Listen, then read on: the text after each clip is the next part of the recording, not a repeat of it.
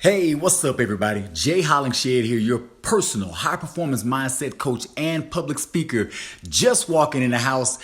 I like 10 seconds too late because if I had 10 extra seconds, I'd be downstairs in my office doing my video from where I usually do it. So, in my usual tradition, 9 o'clock on the dot, that's when we start. So, we're starting at 9 o'clock. Just won't make it downstairs. We do it right here from the kitchen. So, today is Friday, day number 6. Day number 6, Friday, which is pillar number 6, which is always managing stress or stress management. Now, we're going to talk about stress management, but let me go ahead and thank everybody for tuning in. You know, it's my family. They're always tuning in on time at 9 o'clock. So my big brother, AJ, what's up, man? I love you very much. I appreciate you. My daughter, Jaleesa, all the way from Oklahoma. What's up, babe? I appreciate you as well. All right. So if you're watching this on repeat, thank you so much. You are appreciated. Thank you. You can catch this video on YouTube, Facebook. You can catch it on Instagram. You can catch it on LinkedIn. All of my channels, my name, Jay Hollingshed. So right now, let's get right into it. We're talking about managing stress. And what I want to work with you on today, real quick, is talk to you about programming your mind for success instead of settling for a mindset of stress, okay? You're gonna program your mind for success instead of stress. Now, it's easy to do, just a few simple steps. Basically, I'm talking about your environment, your house, your physical environment, not your mental environment, but your physical environment affects your mental environment. How? It's a system that you set up. That system is a process, okay? It's a process that sets you up to where when you enter your physical environment, you can enter that physical environment and your mind is already programmed to act a certain way when you are in a certain area in your house, when you are in a certain area, a certain room in your house. So here we go. Take your kitchen, for instance. Your kitchen, use your kitchen just for eating, okay? Just use your kitchen for eating. I know a lot of times you might, if you have a TV in your kitchen or something like that, sometimes you may want to eat and do some work. You may have your laptop sitting on the counter or the island or something like that, and you're trying to do your work while you're sitting in the kitchen. And then what you're doing is telling your mind, okay, this is a multi-purpose room. It can work for any and everything. So use the room in your house, what it is designated for. Now, I'm going to jump from the kitchen to the bedroom. Let's take the bedroom, for instance. Use the bedroom for sleep, okay? Your mind should automatically know when you walk into your bedroom, your mind should just click like a light switch and go into relaxation mode. It should click like a light switch and say, okay, this is the bedroom. This is where we sleep all the time. We don't study in the bed. We don't eat in the bed. When we go into the bedroom, that's in the time we just let it all go. We relax. You let down, unwind, and relax. Now, doing that on a regular basis or a consistent basis programs your mind for that purpose. So when you walk into the bedroom, it's time to relax. You don't have to sit there and try to make yourself relax because your mind is already programmed to do that once you enter that room. Now, let's jump from the bedroom to the office or the study, wherever you do your studying at, wherever you do your homework. If there's a desk or a designated table or a place to do that, do your work all the time in a designated space, okay?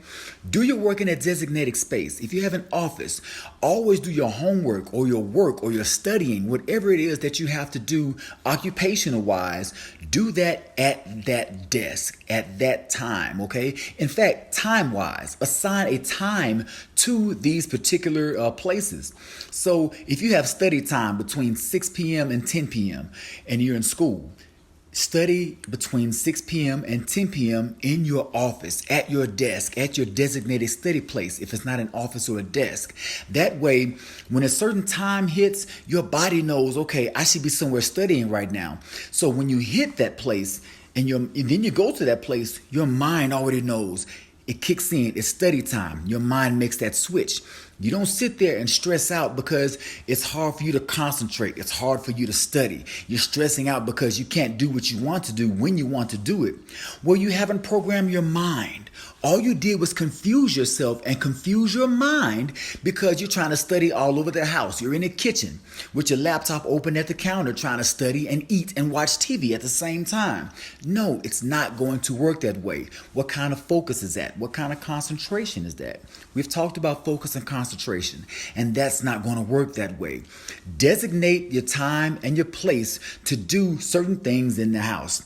Let's say you have a hearth room, playroom, family room, entertainment room, wherever that place is where you want to entertain, you want to play games, you want to watch TV and be social. Let that area be designated for that purpose. Let that be your social area. Let that be your area where you play and be social and things of that nature. Watch TV, watch your movies or whatever. Do that in that space. When you start to study in that space, it's going to be hard to study in that space because that's the space designated for movies. Your mind is going to think, oh, okay, we're in here, we're going to play, we're going to do movies or whatever. Your mind hasn't made that switch to studying. So if you designate the time and a place for everything, there's a time and a place for everything. That's basically what I'm trying to say. So you assign a time and a place for everything, and you adhere to the time frame and the place for everything. You are programming your mind to expect that. What you are doing is setting yourself up with a level of consistency. Once you do that, the consistency establishes the mental expectancy that you will have. So whenever you walk in a room, you know it's study time. Okay, I get my laptop, I get my briefcase or whatever, and I'm going into the study. Once you go into the study, your mind makes that switch. It's study time. I'm in study mode. You want to get out of study mode? No problem. Leave the study area. Go into another area of the house. Go into the kitchen and your mind switches. Okay, this is where we eat. This is where we cook. This is where we prepare food. This is where we often have conversation. Now, you want to leave there and you go to a place where your adrenaline may come up a little bit because there's laughter and fun and things like that. Or your mind is expecting laughter and fun and a social life. Go to the playroom, the hearth room, whatever room that is that's designated for that. When you designate a time and a place for certain activities that you have, you program your mind, okay? Those designated times and places that you have for what you're going to do those on a consistent basis. And once you do that with consistency, like I said, you are programming your mind with a mental expectancy, and that reduces the stress. A lot of times you come home, you try to study, and you study in an area of the house where you don't usually study, and then you have a hard time studying because you have programmed your mind not to study in that area. So have a designated place, a designated time. Do that, adhere to it.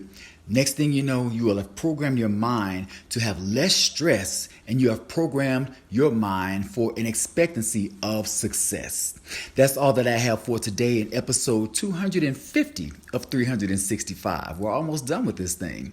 I appreciate everybody for tuning in. And remember, every performance, whether it's mental or physical, every performance results in an excuse or an effort.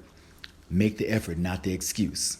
Be well, stay blessed, and as always, my friends, I'm saying it wrong. Forgive me. Be well, stay blessed, and through love, be a blessing. God bless, people.